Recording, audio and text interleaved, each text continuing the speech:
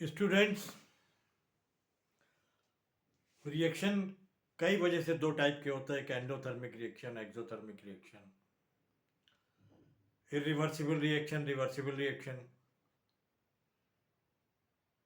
Equilibrium, chemical equilibrium में जो reaction होते हैं वो रिवर्सिबल होते हैं, और रिवर्सिबल रिएक्शन की कैरेक्टरिस्टिक है वो क्लोज वेसल्स में ही होते हैं।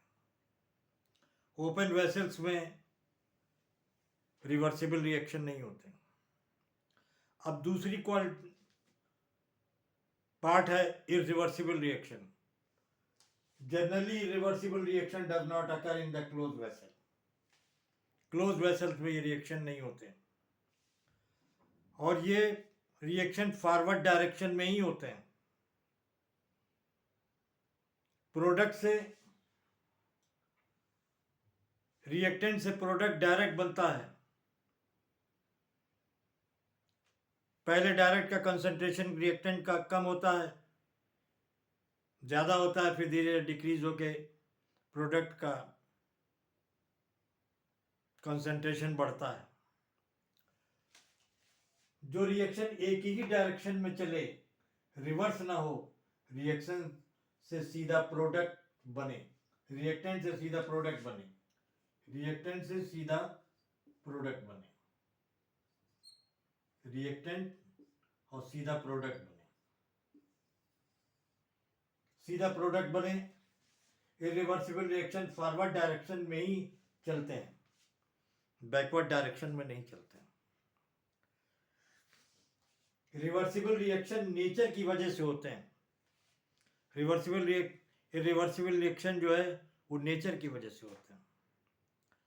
एसिड और बेस को मिला दीजिए, कुछ भी आपको नहीं करना पड़ेगा, और वो साल्ट और वाटर बना देंगे। एसिड, स्ट्रॉन्ग एसिड और स्ट्रॉन्ग बेस को साल्ट और वाटर बन जाता है। स्ट्रॉन्ग एसिड और स्ट्रॉन्ग बेस की चाहत होती है कि आपस में रिएक्शन करें और साल्ट बनाएं। साल्ट और पानी बन जाए तो फिर साल्ट और पानी से स्ट्रॉन्ग एसिड और बेस नहीं बन सकते, पॉसिबल ही नहीं है। इसीलिए ये रिएक्शन सिर्फ फॉरवर्ड डायरेक्शन में होते हैं, इसीलिए इस पर सिर्फ तीर का निशान लगाते हैं, एक ही डायरेक्शन में होता है। एग्जाम्पल HCl और NaOH, NaCl और प्लस H2O बनता है। HCl, NaCl और NaOH, H2O, साल्ट और पानी आपस में रिएक्शन नहीं करेंगे। ये दोनों आपस में रिएक्शन ही नहीं करेंगे। जब आपस में रिएक्शन नहीं करेंगे तो बैकवर्ड रिएक्शन होगा नहीं, सिर्फ फॉरवर्ड रिएक्शन होगा। ये रिएक्शन वापस नहीं होते। HCl की टेंडेंसी होती है H+ को लूज कर देना, और NaOH की टेंडेंसी होती है,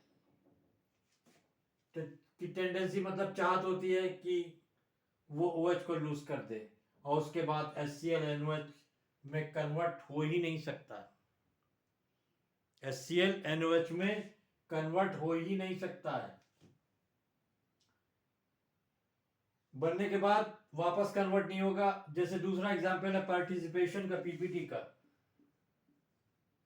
पार्टिसिपेशन का, प्रेसिपिटेशन। AgNO3 और NaCl का रिएक्शन होता है तो AgCl व्हाइट पीपीटी,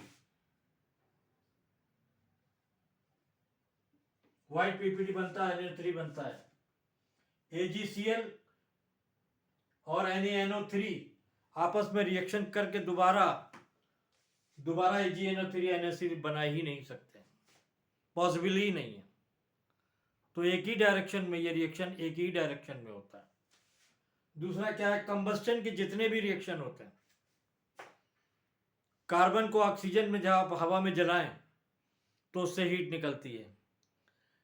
हीट निकल गई तो फिर कार्बन डाइऑक्साइड और हीट बनती है।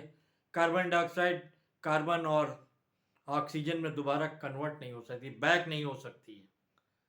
इसीलिए मैंने बताया कि generally reversible reaction close vessel में नहीं होते हैं, ओपन वेसल में ही होते हैं, कि उनसे चीज़ें निकल जाती हैं, जो चीज़ निकल गई वो वापस आने, अब हीट रिएक्शन से निकल गई तो हीट वापस कहाँ से आएगी?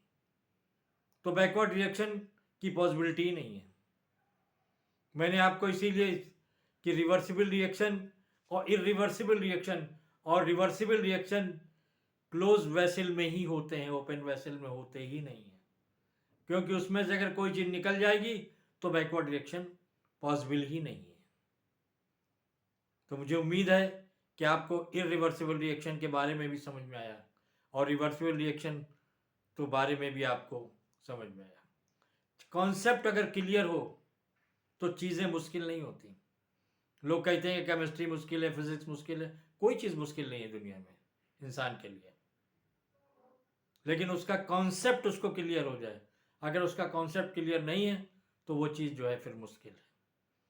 तो सब पढ़ाई में सबसे पहले कोशिश करिए, हर सब्जेक्ट में, एजुकेशन में, अपने कॉन्सेप्ट को क्लियर करिए। कॉन्सेप्ट क्लियर हो जाएगा तो पढ़ाई और कंपटीशन बिल्कुल आसान हो जाएगा। Okay, thank you.